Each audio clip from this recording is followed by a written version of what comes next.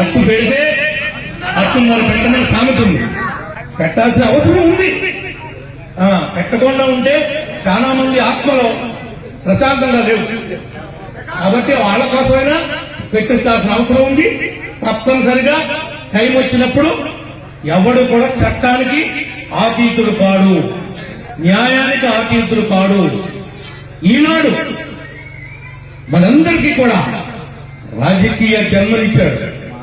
ఒక కర్మాగారాన్ని స్థాపించి కొన్ని వేల మందికి రాజకీయంగా ప్రజాక్షేత్రంలో నాలాంటి వాడితో సహా ఈ వేదిక మీద ఉన్న ప్రతి ఒక్కరూ కూడా అన్న ఎన్టీఆర్ గారు పెట్టిన పార్టీలోనే మాకు వెలుగొచ్చింది తప్ప మరి రాని వల్ల మా ఎవరికి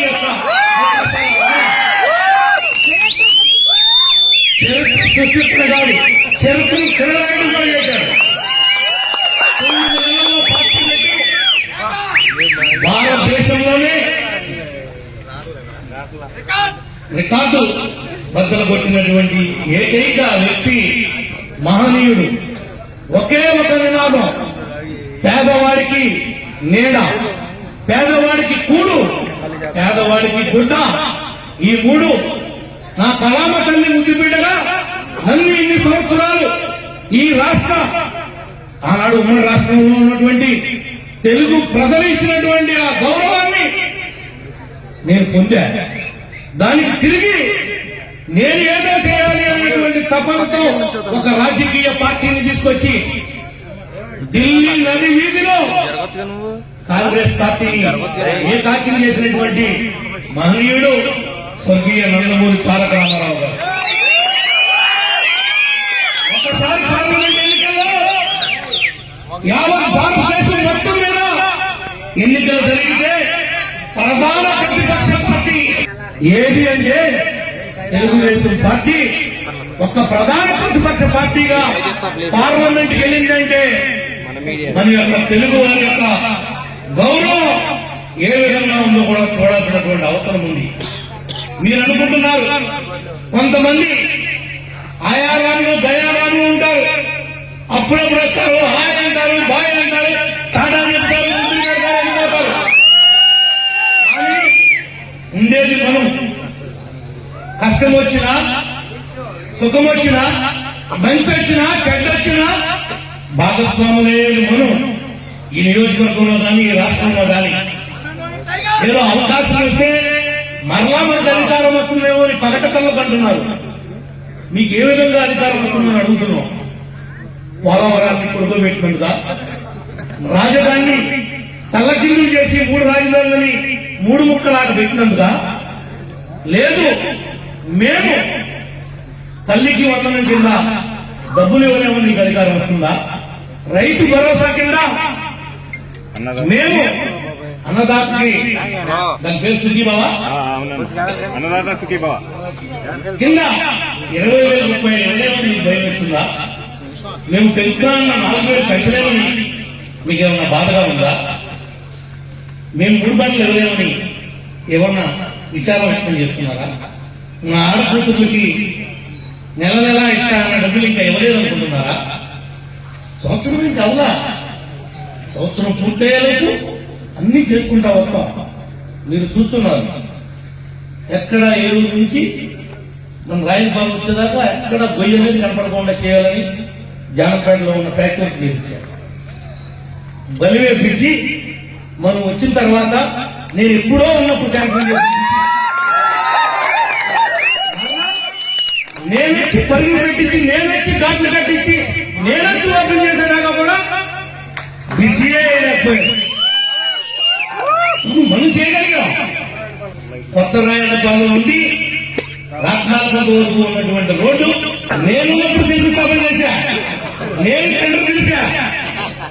ఆ రోడ్డు 3 ముక్కలాటలు పెట్టి ఇలాంటి 7 వర్కులు ఉన్నాయి.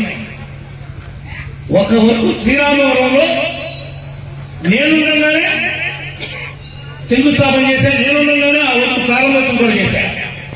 అక్కడ వేసినటువంటి శిలాఫలకాన్ని మొట్టమొదటి పడవచ్చారు. ఏదో ఏంటి ఆ సంస్కృతి ఎవరు తీసుకొచ్చారు ఈ నియోజకవర్గానికి? దార్పాడ సాంబశివరావు గారు ఉన్నాడు, స్వర్గీయ రవీంద్రనాథ్ చౌదరి గారు ఉన్నారు, వరలక్ష్మీదేవి గారు ఉన్నారు, మన మాగంటి బాబు గారు ఉన్నాడు. వీళ్ళంతా మన నియోజకవర్గంలో మంత్రులు చేశారు. ఇవాళకి ఒక్క స్కూలున్నా వాళ్ళకి మంత్రి కొడుకు చూసేవాడున్నా ఎవరైనా ఈ చౌటాగాళ్ళకి ఎదవలకి పదవులు వస్తే ఎదవలకి చరిత్రహీనులకి అధికారం వస్తే 365 రోజులు రాయల పాలన ప్యాకెట్ పెట్టింది ఎవరు అడుగుతున్నా. పోలీసు వాళ్ళు ప్యాకెట్ పట్టుకున్నా కొట్టి వీడు బాబు కన్నా చేస్తారు. వీడు బాబు మీద పోయినట్టు ఎంతమంది తాడు పెడతారని అడుగుతున్నా. ప్యాకెట్లు పెట్టించి ఒడిపందాలు రాత్రి పనులు పెట్టించి ఎన్ని కేబుల్ తీశారు, ఎన్ని సాగుకోయారు ఓడగొట్టారని అడుగుతున్నా. ఒడిపందాలు వేస్తున్న వాళ్ళు సాగుకోయిన నీళ్లు, దాని మీద కేబుల్ డబ్బుతో పట్టిన నీళ్లు సొసైటీ ప్రెసిడెంట్ చేస్తే సొసైటీలో నుంచి సెక్రటరీ గారు నూనె, పప్పు, ఉప్పు, తోటకూర, చుక్కకూర, మెంతుకూర అన్ని ఇంటికి పట్టింది. వీళ్ళు శాతం గుడి పక్కన ఉన్ని అంటే మోసేస్తారు. పటారా అంటారు.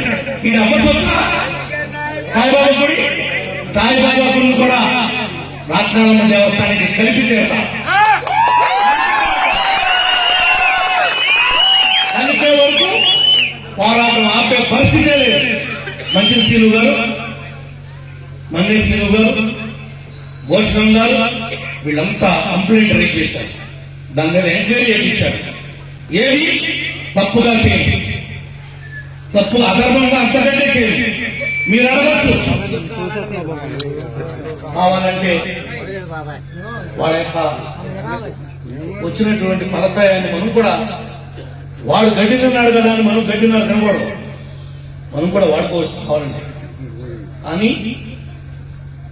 నో, ఒక్క రూపాయి కూడా మనకి సంబంధం లేని దాన్ని మనం తీసుకుని తప్పును పొందే ఉద్దేశం నాకు లేదు.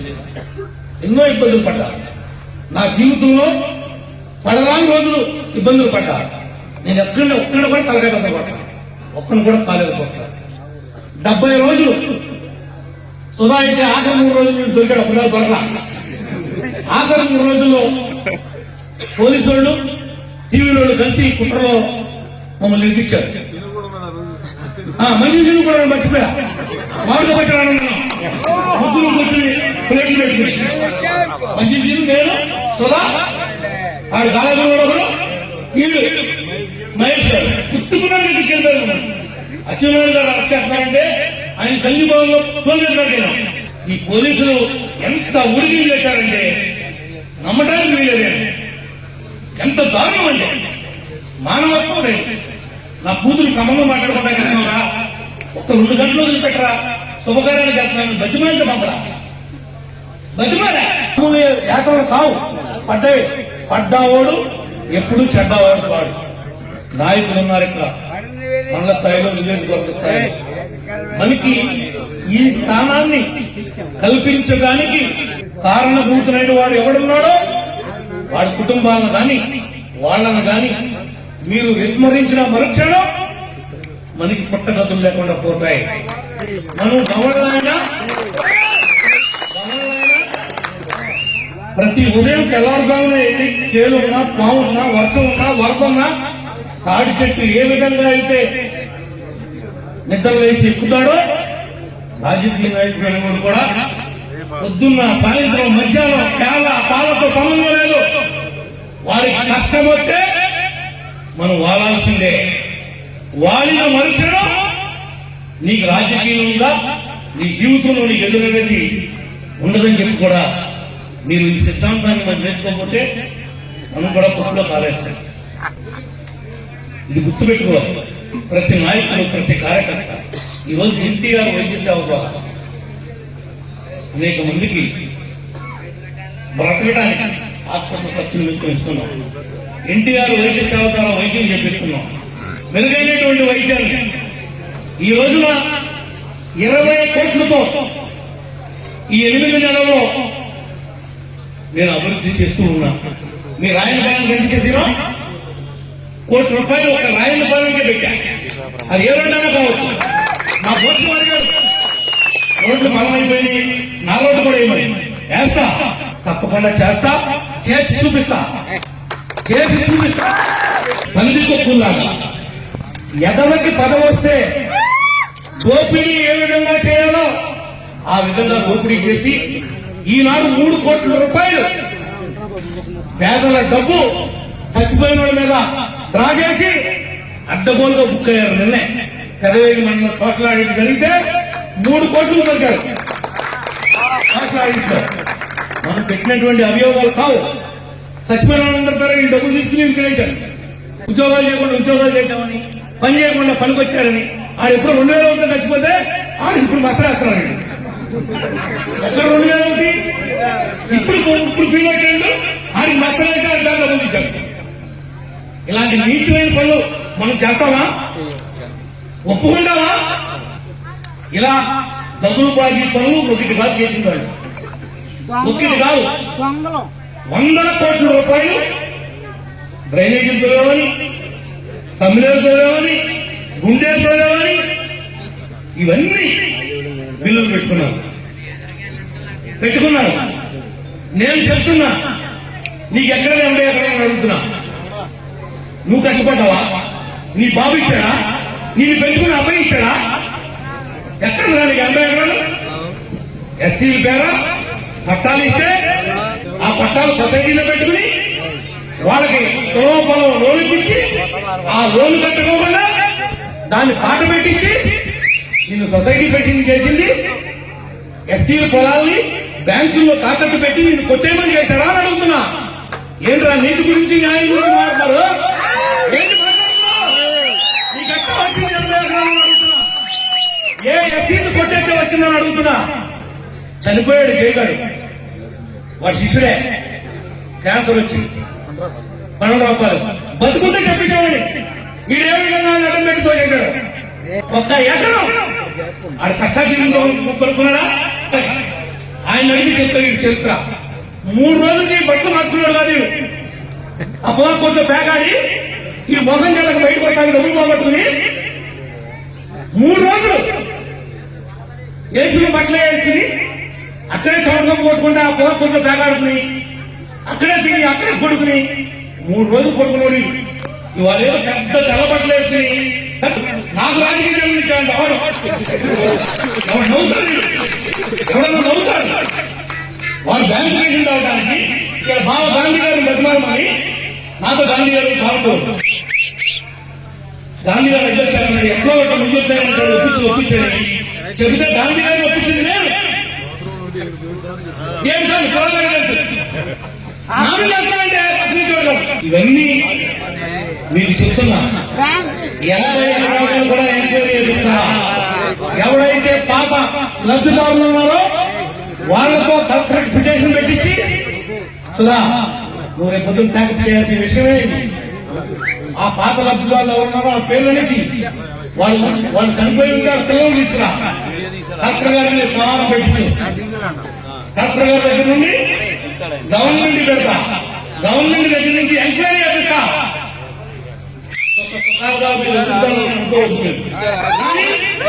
పద్ధతి ప్రకారం తప్ప పద్ధతి తప్పి న్యాయం తప్పు కానీ నీతి తప్పు కానీ పద్ధతి తప్పు కానీ మీ ఎమ్మెల్యే మీరు అధికారం ఇస్తే చూడరా ఈ విధంగా ఇబ్బంది పెడతాడు జనాన్ని అనే పరిస్థితి మాత్రం మీకు ఉత్పన్నం కాకుండా కాపాడుకోవాల్సిన బాధ్యత నా మీద ఉంది. అయినా మనం ఎక్కడ మన పని మనం చేసుకుంటే వెళ్ళాం తప్ప వీళ్ళలాగా పారిపోయి దాక్కోలా, వీళ్ళలాగా పారిపోయి దాక్కుని బతకలా. నిజాయితీగా బతకం, నీతిగా బతకం, నీతిగానే పోతాం. ఎవరి సొమ్ము మనకు అక్కర్లా. మన నాయకులకు కానీ మన కార్యకర్తలకు కానీ మన కష్టం మనం పరిస్థిస్తాం. మీకు కూడా ఏం రాదు దీనివల్ల. ఓన్లీ గౌరవం, ఒక హోదా. 10 మందికి ఈ పార్టీలో ఉంటే అన్నం పెట్టాలి, 10 మందికి వైద్యం చేయించాలి, 10 మందికి దారులు వేయాలి, 10 మందికి ఉపయోగపడే కరెంట్ లైన్ వేయాలి. ఎవరికన్నా ఉపాధి లేకపోతే ఉపాధి చూపించగలుగుతాం. దానికోసమే కాకపోతే తప్ప ఏంటి అంతకు మించి నాకు చెప్పండి. మీకైనా అంతే, నాకైనా అంతే. కానీ వాళ్ళలాగా మంది దోచుకునే పార్టీ కాదు, దోపిడీ చేసే పార్టీ అంతకన్నా కాదు. చేస్తే మన నాయకులు ఒప్పుకోరు, మన కార్యకర్తలు కూడా ఒప్పుకోరు. మన కార్యకర్తలు కూడా ఒప్పుకోరు, మనమే ఎదుర్కొంటారు. ఏంటి ప్రభుత్వం మీరు కొద్దిగా లేట్ అయింది. అక్కడ మన రాష్ట్ర అధ్యక్షులు కళా శ్రీనివాసరావు గారు రావడం లేట్ అయ్యడం వల్ల మరి పెద్ద ప్రోగ్రాం పాలసాల గారు మంత్రి గారు ముజువీళ్ళు కాన్సెప్ట్ పెట్టారు. 10 లక్షలు పెట్టి మంది కూడా ఒక గెస్ట్ గా ఆహ్వానిస్తుందో అక్కడి నుంచి తప్పించుకుని రాలేకపోయారు. మంది లేట్ అయిపోతే ఇచ్చిన తర్వాత వాళ్ళు చెప్పారు, లేదా మందే లేట్ మార్చుకుంది. మేము ముందే మార్చుకునేవాడిని అనుకోకుండా మరి మిమ్మల్ని అందరూ కూడా ఇబ్బంది పెట్టారు. కాబట్టి ప్రజల గుండెల్లో గూడు కట్టారు. మనం అనేది మన మార్పు అనేది మన ప్రభుత్వం అనేది ప్రతి నాయకుడికి కార్యకర్తకి ఏ మాత్రం చిన్నపాటి ఆపద వచ్చినా మీరు చూసుకోవాల్సిన బాధ్యత ఉంది. సీనో క్లస్టర్ ఇన్ఛార్జ్ గారు, యూనిట్ ఇన్ఛార్జ్ గారు ఓకేనా? నువ్వు ఈ తర్వాత మొత్తం కన్వీనర్, గ్రామ పార్టీ అధ్యక్షులు, సర్పంచ్ ఎవరైతే ఓడిపోయారో వాళ్ళు కూడా రేపు పొద్దున్న మరి మీరే పెట్టిండు. మీకు పొద్దున్న తెలంగాణ 4 గంటలకు పంపించేస్తా. ప్రతి మనిషికి, ప్రతి ముస్లిమానికి 1/4 కేజీ మటన్, పాలు. నా సురేష్ జీవనం వీళ్ళు చూసుకుంటారు. మీరు చెప్పకుండా ముస్లిం గురించి తలకాయి వాడు ఆధార్ రేషన్ కార్డులో పిల్లోడు వచ్చినట్టే. ఇంట్లో వాళ్ళు ఉంటే కేజీ ప్యాకెట్ వస్తాయి, ఇద్దరుంటే అర్థం చెప్తాయి. ఒక్కడ సిమెంట్ అంటే బాబీలు వస్తాయి. అన్ని ప్యాకెట్లు కట్టి ప్యాకెట్ వెళ్తాను. కొనుక్కొచ్చాను 10 లక్షలు నిన్న తెచ్చా. మీరందరూ కూడా ప్రతి వారిని అసగట్టి పవిత్రమైనటువంటి రంజాన్ నెలలో ఉగాది రేపు పొద్దున్న మీ అందరికీ కూడా ఈ రాబోయేటువంటి ఉగాది సంతోషాన్ని, ఆనందాన్ని, మీరు ప్రయాణం చేస్తున్నటువంటి మీ రంగాల్లో మీరందరూ కూడా రాణించాలని మనస్ఫూర్తిగా కోరుకుంటూ నాకు ఈ అవకాశం ఇచ్చినటువంటి మీ అందరికీ కూడా హృదయపూర్వకంగా ధన్యవాదాలు తెలియజేస్తున్నా.